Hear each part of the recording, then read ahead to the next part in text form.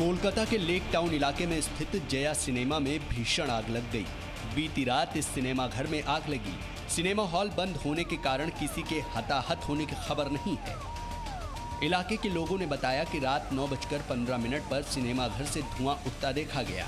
आग की सूचना पर दमकल की 15 गाड़ियां मौके पर पहुंची और आग पर काबू पाने का काम शुरू किया गया।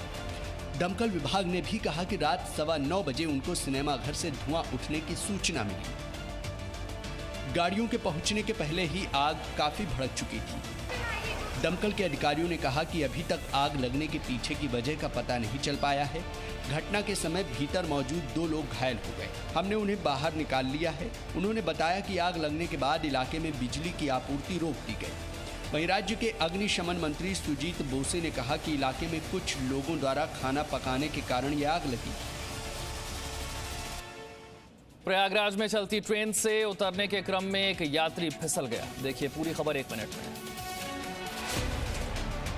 शुक्रवार को प्रयागराज स्टेशन पर एक व्यक्ति की जान जाते जाते बची। दरअसल चलती ट्रेन से उतरने के प्रयास में एक यात्री प्रयागराज जंक्शन पर फिसल गया और ट्रेन की चपेट में आ गया। यह हादसा दिल्ली से डिब्रूगढ़ को जाने वाली ब्रह्मपुत्र स्पेशल और प्रयागराज जंक्शन से खुलने के साथ हुआ। ट्रेन सुबह 8:05 पर रवाना हुई। पलक झपकते ही ट्रेन ने गति पकड़ ली। इतने में एक व्यक्ति बोगी नंबर S4 से चलती ट्रेन से उतरने की कोशिश करने लगा।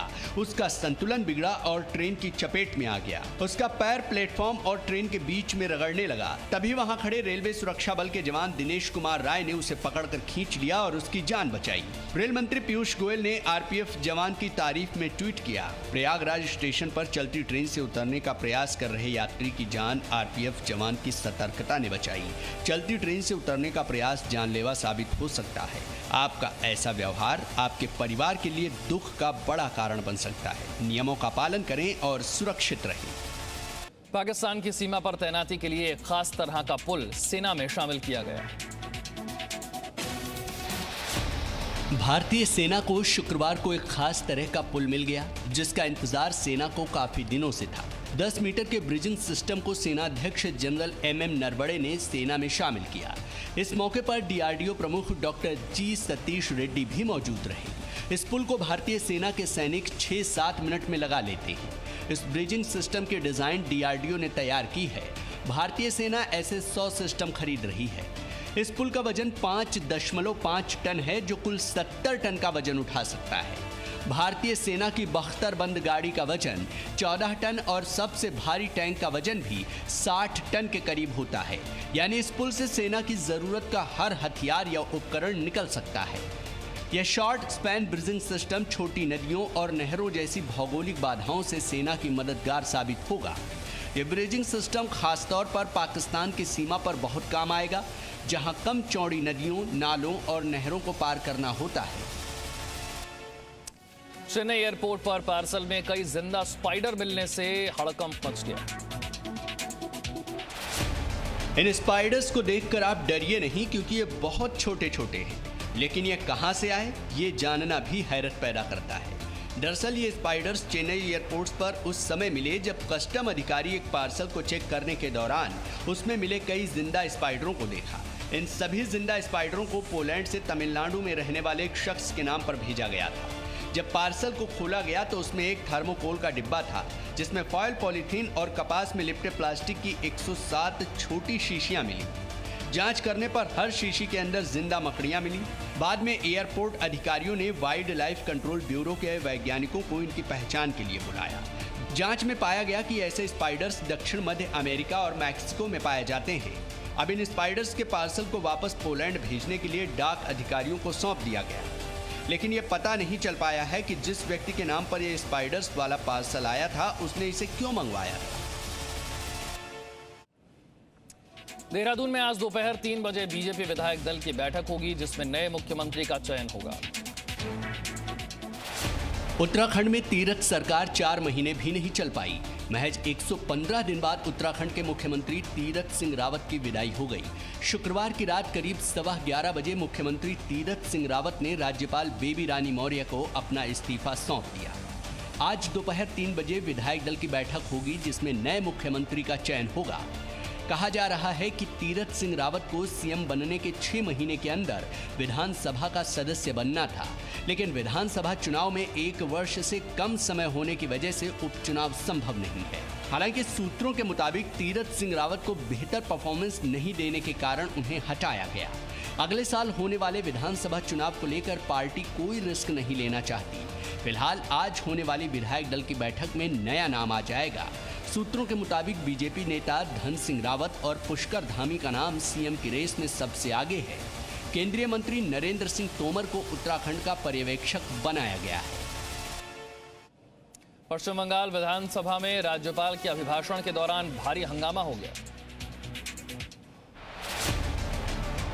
पश्चिम बंगाल में चुनाव के बाद विधानसभा के पहले सत्र के पहले दिन हंगामे की वजह से राज्यपाल जगदीप धनखड़ का अभिभाषण सिर्फ 4 मिनट ही चला। राज्यपाल अभिभाषण पूरा किए बिना ही सदन से बाहर निकल गए। बीजेपी के विधायकों ने संसद में पोस्टर दिखाए और भारत माता की जय के नारे लगाए। हिंसा और फेक वैक्सीनेशन पर चर्चा की मांग करते हुए बीजेपी विधायकों ने सदन से वॉकआउट किया। मुख्यमंत्री ममता बनर्जी और राज्यपाल धनखड़ की मुलाकात सदन के बाहर हुई। टीएमसी ने सॉलिसिटर जनरल तुषार मेहता पर शिवेंदु अधिकारी से मुलाकात का आरोप लगाते हुए उनके इस्तीफे की मांग की है। हालांकि सॉलिसिटर जनरल ने शिवेंदु अधिकारी से मुलाकात के टीएमसी के आरोपों को गलत बताया है। चुनाव के बाद हिंसा के मामले में कलकत्ता हाईकोर्ट ने पुलिस को निर्देश दिया है कि वो पीड़ितों के सभी मामले एफआईआर के तौर पर दर्ज करे। साथ ही एनएचआरसी टीम की जांच को 13 जुलाई तक बढ़ा दिया गया है। कोरोना वैक्सीन को लेकर राहुल गांधी ने केंद्र सरकार को घेरा तो डॉक्टर हर्षवर्धन ने उन्हें पढ़ने की सलाह दे डाली। वायनाड से कांग्रेस सांसद राहुल गांधी ने कोरोना वैक्सीन को लेकर केंद्र सरकार को फिर घेरा। राहुल गांधी ने ट्वीट कर कहा कि जुलाई आ गया, वैक्सीन नहीं आई। केंद्रीय स्वास्थ्य मंत्री डॉक्टर हर्षवर्धन ने राहुल गांधी के ट्वीट पर जवाब देते हुए पूछा है कि आखिर उनकी परेशानी क्या है। कल ही मैंने जुलाई महीने के लिए टीके की उपलब्धता पर तथ्य रखे। राहुल गांधी जी की समस्या क्या है? क्या वे नहीं पढ़ते? क्या वे नहीं समझते? अहंकार और अज्ञानता के वायरस का कोई टीका नहीं है। कांग्रेस को नेतृत्व में बदलाव के बारे में सोचना चाहिए। केंद्रीय मंत्री किरण रिजिजू ने भी राहुल गांधी को घेरते हुए घातक महामारी के बीच राजनीति न करने की सलाह दी। वहीं देश में कुल वैक्सीनेशन का आंकड़ा 34 करोड़ के पार पहुंच गया है। शुक्रवार को स्वास्थ्य विभाग के संयुक्त सचिव लव अग्रवाल ने बताया कि अब तक 34 करोड़ लोगों को कोरोना वैक्सीन की कम से कम 1 डोज दी जा चुकी है। यह अमेरिका की समूची जनसंख्या के बराबर है। लव अग्रवाल ने कहा कि हम लोग मैराथन में हैं, न कि 100 मीटर की दौड़ में। गर्भवती महिलाओं को वैक्सीन लगाने का रास्ता अब साफ हो गया है। मेडिकल जर्नल द लैंसेट में भारत की वैक्सीन स्ट्रेटेजी पर Indian council of medical research यानी ICMR की एक रिपोर्ट को छापा गया है। मॉडल आधारित इस रिपोर्ट में लिखा गया है कि भारत में अगर 18 वर्ष से अधिक उम्र की 75% आबादी को 1 महीने में वैक्सीन की 1 डोज लगा दी जाए तो संक्रमण पर काफी हद तक काबू पाया जा सकता है। वहीं गर्भवती महिलाओं को वैक्सीन लगाने का रास्ता भी अब साफ हो गया है। केंद्रीय स्वास्थ्य मंत्रालय ने NTAGI की सिफारिश मान ली है। अब गर्भवती महिलाएं कोविन पर रजिस्ट्रेशन करा सकती हैं या नजदीक के कोविड-19 वैक्सीनेशन सेंटर पर सीधे जाकर वैक्सीन लगवा सकती हैं। स्वास्थ्य मंत्रालय के मुताबिक गर्भवती महिलाएं गर्भावस्था के किसी भी स्टेज पर कोरोना वैक्सीन लगवा सकती हैं। गर्भवती महिलाओं को वैक्सीन देने के लिए ऑपरेशनल गाइडलाइंस जारी कर दी गई है। केंद्रीय स्वास्थ्य मंत्रालय ने कहा है कि 90% से अधिक संक्रमित गर्भवती महिलाएं घर पर ही ठीक हो जाती हैं। शुक्रवार को पुलवामा में सुरक्षा बलों ने 5 आतंकियों को मार गिराया।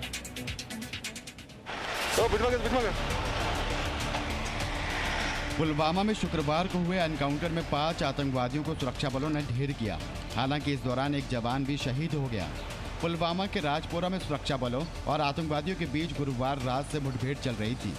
मारे गए आतंकवादियों में लश्कर का जिला कमांडर निशाज लोन और एक पाकिस्तानी आतंकवादी भी शामिल था। पुलिस के मुताबिक पुलवामा के राजपोरा इलाके में हाजिन गांव में आतंकवादियों की मौजूदगी की सूचना मिलने के बाद इलाके की घेराबंदी और तलाशी अभियान शुरू किया गया। इस दौरान आतंकवादियों ने सुरक्षा बलों पर गोलियां चलाना शुरू कर दी और देखते ही देखते सुरक्षा बलों और आतंकवादियों के बीच ताबड़तोड़ फायरिंग शुरू हो गई। इस मुठभेड़ में 5 आतंकी मारे गए हैं। इनकाउंटर में 5 टेररिस्ट मारे गए हैं। सुरक्षा बलों ने आमीन नाम के आतंकवादी को सरेंडर कराने की कोशिश भी की। आतंकवादी के माता पिता ने अपने बेटे से आत्मसमर्पण के लिए कहा था। आतंकियों के एनकाउंटर पर महबूबा मुफ्ती ने सवाल उठाए। पीडीपी अध्यक्ष महबूबा मुफ्ती ने आतंकवादियों के एनकाउंटर और सुरक्षा बलों पर सवाल खड़े किए हैं। 30 जून को कुलगाम के चिम्मर में सुरक्षा बलों ने 2 आतंकवादियों को एनकाउंटर में मार गिराया था। उनमें जाकिर नाइक नाम का एक नाबालिग आतंकी भी शामिल था। महबूबा मुफ्ती ने नाइक के एनकाउंटर पर सरकार से सफाई देने की बात कही है। जम्मू कश्मीर में आए दिन मुठभेड़ होती रहती है, लेकिन जब जायज सवाल उठाए जाते हैं तो सुरक्षा बलों को जवाबदेह ठहराया जाना चाहिए। कुलगाम मुठभेड़ में मारे गए 17 साल के नाबालिग के माता पिता का दावा है कि वो एक निर्दोष नागरिक था। इन आरोपों पर भारत सरकार को सफाई देनी चाहिए। महबूबा मुफ्ती के ट्वीट के बाद कुलगाम पुलिस ने कहा है कि आतंकी जाकिर को लेकर भ्रम फैलाने की कोशिश कर रही है। कुलगाम पुलिस ने ट्वीट किया है कि आतंकी जाकिर नाइक पर सच्चाई ये है कि उसने मौत से कुछ दिन पहले ही आतंकी संगठन ज्वाइन किया था। अफवाहों पर ध्यान न दें, अफवाह फैलाने वालों पर कानूनी कार्रवाई होगी। द न्यूयॉर्क टाइम्स ने नौकरी के लिए ऐसे पत्रकारों से आवेदन मांगे हैं जो मोदी विरोधी हों। न्यूयॉर्क टाइम्स में भारतीय पत्रकारों के लिए निकाली गई वैकेंसी पर विवाद खड़ा हो गया है। 1 जुलाई को द न्यूयॉर्क टाइम्स ने अपनी आधिकारिक वेबसाइट और लिंक्डइन पर दिल्ली के लिए आवेदन मांगे। साउथ एशिया बिजनेस कॉरेस्पॉन्डेंट के लिए पद निकाला। अनिवार्य अर्हता के तौर पर भारत विरोधी, हिंदू विरोधी होने के साथ साथ मोदी विरोधी होना लिखा गया। जॉब रिक्रूटमेंट पेपर में कंपनी ने अपनी पॉलिसी बताने के दौरान भी भारत के खिलाफ दुष्प्रचार किया। प्रधानमंत्री नरेंद्र मोदी पर आक्रामक राष्ट्रवाद को बढ़ावा देने का आरोप लगाया। मोदी सरकार की नीति को विविधता में एकता वाली संस्कृति के लिए खतरनाक बताया। केंद्रीय मंत्री मुख्तार अब्बास नकवी ने पलटवार किया। न्यूयॉर्क टाइम्स के ऐसे आवेदन को भारत के खिलाफ दुष्प्रचार कहा।